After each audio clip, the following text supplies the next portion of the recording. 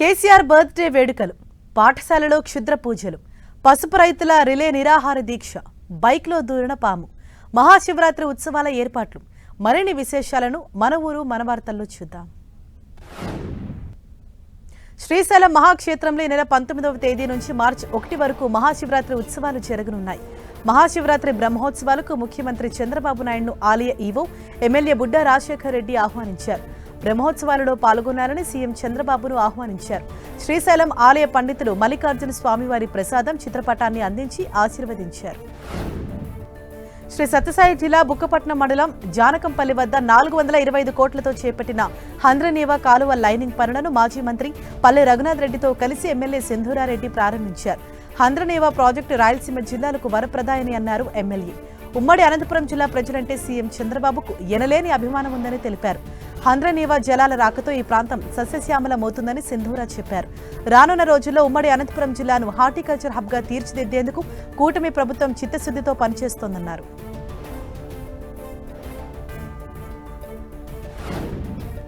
శ్రీ సత్యసాయి జిల్లా కదిరి ఆర్టీఓ కార్యాలయంలో ప్రజా సమస్యల పరిష్కార వేదిక కార్యక్రమం నిర్వహించారు. స్థానిక ఎమ్మెల్యే కందికుంట వెంకట ప్రసాద్ ఈ కార్యక్రమంలో పాల్గొన్నారు. జిల్లా కలెక్టర్, ఎమ్మెల్యే ప్రజల నుంచి వినతులు స్వీకరించి వారి సమస్యలు అడిగి తెలుసుకున్నారు. సమస్యలు పరిష్కరిస్తామని ప్రజలకు భరోసా ఇచ్చారు. భూములకు సంబంధించిన సమస్యలు అత్యధికంగా ఉన్నాయని అధికారులు చెప్పారు.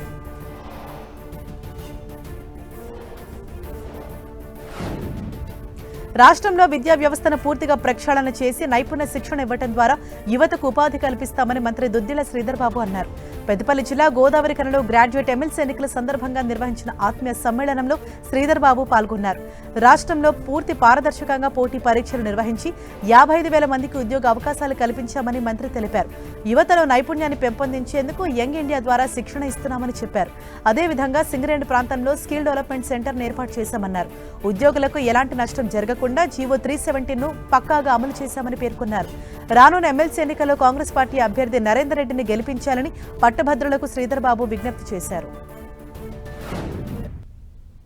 కేసీఆర్ ఒక్క సంవత్సర కాలంలో మరొక పక్కన టీఆర్ఎస్ 10 సంవత్సరాల కాలం, ఇంకో ప్రక్కన బీజేపీ ప్రతి సంవత్సరం 2 కోట్ల మందికి ఉపాధి అవకాశం కల్పిస్తామన్న బీజేపీ ఈరోజు 2 కూడా కలిసి పోరాటం చేస్తా ఉన్నారు.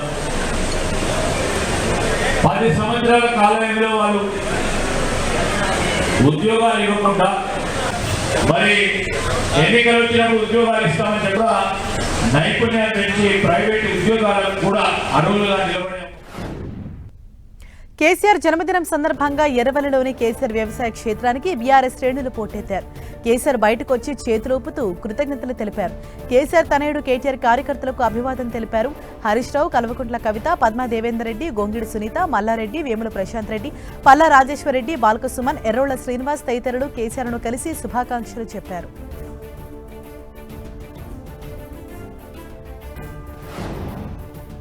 మాజీ సీఎం కేసీఆర్ జన్మదినం సందర్భంగా ఎర్రవల్లిలో యాగం నిర్వహించారు. ఎమ్మెల్సీ కవిత ఈ యాగంలో పాల్గొన్నారు. అంతకుముందు మల్కుక్ మండలం వరదరాజపూర్ గ్రామంలోని వరదరాజుల ఆలయంలో ప్రత్యేక పూజలు జరిపారు.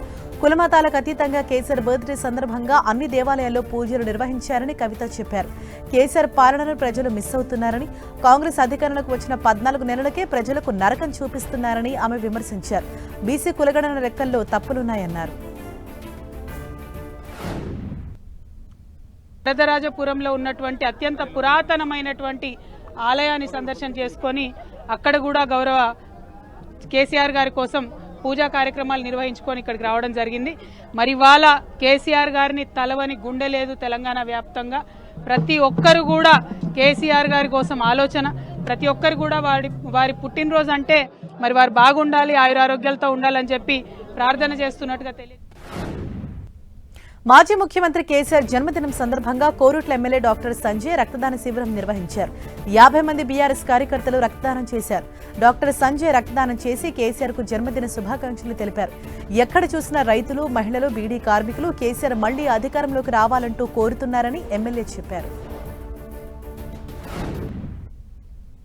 నిరుద్యోగుల్ని కదిలిస్తే మాకు తొందరగా ఉద్యోగం రావాలంటే మళ్ళీ కేసీఆర్ రావాలి.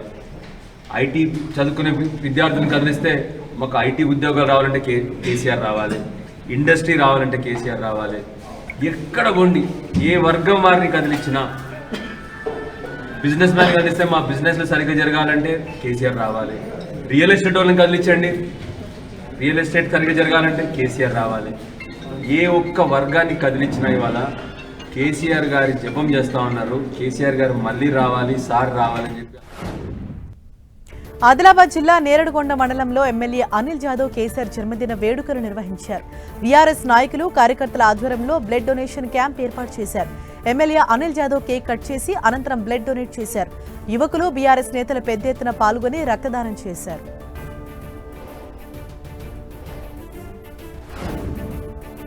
మహబూబాబాద్ జిల్లా కేంద్రంలో మాజీ ముఖ్యమంత్రి కేసీఆర్ జన్మదిన వేడుకలను బీఆర్ఎస్ పార్టీ శ్రేణులు ఘనంగా నిర్వహించాయి. కేక్ కట్ చేసి మొక్కలు నాటి సంబరాలు జరుపుకున్నారు. జిల్లా ప్రభుత్వ ఆసుపత్రిలో మాజీ ఎమ్మెల్యే శంకర నాయక్ రోగులకు బ్రెడ్లు, పండ్లు పంపిణీ చేశారు. కేసీఆర్ను సంక్షేమ పథకాల సృష్టికర్తగా మాజీ ఎమ్మెల్యే పేర్కొన్నారు.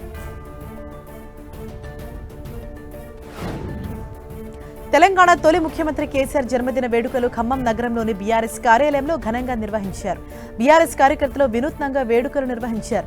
మిరపకల్లాల్లో మిరపకాయలతో హ్యాపీ బర్త్డే కేసీఆర్ అంటూ శుభాకాంక్షలు తెలిపారు. ఈ కార్యక్రమంలో ఎమ్మెల్సీ తాతా మధు, మాజీ ఎమ్మెల్యే సండ్రాతో పాటు బీఆర్ఎస్ నేతలు, కార్యకర్తలు పాల్గొన్నారు.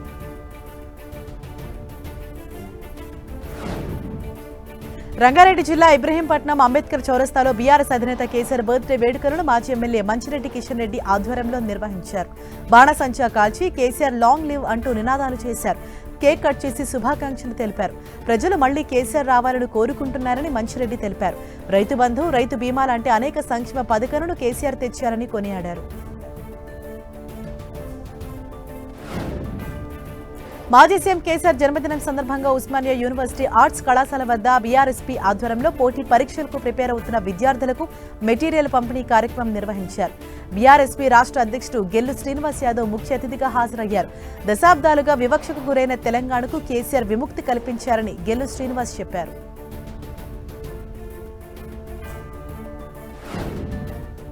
ఏపీ మంత్రి సత్యకుమార్ అనుచరుల భూ ఆక్రమణలంటూ వచ్చిన వార్తలపై అనంతపురం జిల్లా ముదిగుబ్బ ఎంపీపీ బీజేపీ నేత ఆదినారాయణ యాదవ్ స్పందించారు. కియా పరిశ్రమ దగ్గర జరుగుతున్న భూ వివాదంపై ఆయన క్లారిటీ ఇచ్చారు. గతంలో తాను, మాజీ మంత్రి పల్లె రఘునాథ్ రెడ్డి, విష్ణువర్ధన్ రెడ్డి 250 ఎకరాల భూమి కొనుగోలు చేశామన్నారు. ఆ తర్వాత ఎవరి భూమి వారు వాటా ప్రకారం తీసుకున్నామని చెప్పారు. కానీ పల్లె రఘునాథ్ రెడ్డి, విష్ణువర్ధన్ రెడ్డి వారి భూములను అమ్మిన తర్వాత ప్రభాకర్ రెడ్డి సీన్లోకి ఎంట్రీ ఇచ్చారన్నారు. ఆయన తన భూమిని కాజేసే ప్రయత్నం చేస్తున్నారని, దీనికి పల్లె రఘునాథ్ రెడ్డి సపోర్ట్ చేస్తున్నారని మండిపడ్డారు. తన భూమిని ఆక్రమించేందుకు కుట్ర చేస్తున్నారని, అడ్డుకుంటే దాడులు చేస్తున్నారని వాపోయారు. పోలీసులు కూడా వారికే సపోర్ట్ చేస్తున్నారని ఆరోపించారు ఆదినారాయణ యాదవ్. మా గత కొన్ని సంవత్సరాల నుంచి భూ వివాదం ఉంది, అందరికీ తెలుసు. దాంట్లో కోర్టుకు పోయినాము, కోర్టు ఆర్డర్లు ఉన్నాయి. పల్లె రఘునాథ్ రెడ్డి గారు ఆర్డీఓ సబ్ కలెక్టర్కి వేశాడు. సబ్ కలెక్టర్ కూడా మాకే ఇవ్వడం, మళ్ళీ జాయింట్ కలెక్టర్కి ఇచ్చాడు. జాయింట్ కలెక్టర్లోనూ మాకే జరిగింది.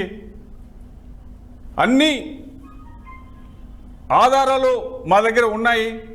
ఇవన్నీ కాదని చెప్పి ఇట్లా ఆయన దౌర్జన్యానికి పాల్పడుతున్నాడు. నిజామాబాద్ జిల్లా ఆర్మూర్ పట్టణం అంబేద్కర్ చౌరస్తాలో పసుపు రైతులు రిలే నిరాహార దీక్ష చేపట్టారు. పసుపుకు కనీసం మద్దతు ధర 17,000 ప్రకటించాలని వారు డిమాండ్ చేశారు. ఆసియా ఖండంలోనే నిజామాబాద్ జిల్లా పసుపుకు మంచి గుర్తింపు ఉందని రైతులు చెప్పారు. కానీ నిజామాబాద్ మార్కెట్ యార్డులో వ్యాపారులు సిండికేట్గా ఏర్పడి పసుపు ధర 10,000కు మించి పలకటం లేదని ఆవేదన వ్యక్తం చేశారు. గత సంవత్సరం పసుపు పంటకు 15,000 ధర పలికిందన్నారు. కానీ ఈసారి పసుపు పంటకు 10,000 కూడా రావటం లేదని రైతులు ఆందోళన వ్యక్తం చేశారు. పసుపుకు 17,000 మద్దతు ధర ప్రకటించాలని కోరుతూ రిలే దీక్ష చేపట్టామని రైతులు తెలిపారు. ఈ నెల 21వ తేదీ వరకు 5 రోజుల పాటు శాంతియుతంగా రిలే నిరాహార దీక్ష చేపట్టున్నట్లు రైతులు వెల్లడించారు. ప్రభుత్వం ఒకవేళ మద్దతు ధర ప్రకటించుకుంటే ఉద్యమాన్ని మరింత ఉధృతం చేస్తామని వారు హెచ్చరించారు. నిజామాబాద్ రూరల్, ఆర్మూర్, మెట్పల్లి, నిర్మల్, బాల్కొండ, జగిత్యాలకు చెందిన రైతులు దీక్షలో పాల్గొన్నారు.